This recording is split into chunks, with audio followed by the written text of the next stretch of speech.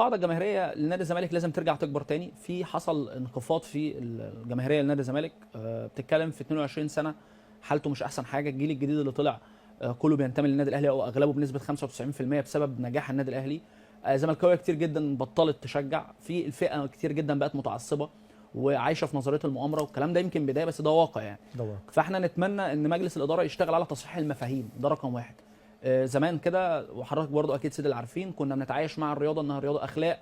طبعا جمهور الاهلي والزمالك كانوا يخشوا مع بعض، كل واحد ماسك العلم، كان في روح رياضيه واجواء كبيره. كابتن محمود تعبت في الخطيب فترات كتير طبعا. بالظبط، كابتن محمود الخطيب لبس تيشيرت نادي الزمالك، وكابتن حسن شحاته لبس تيشيرت النادي الاهلي، ومحدش من الجماهير اتهمهم بحاجه، وكانت الاجواء جميله.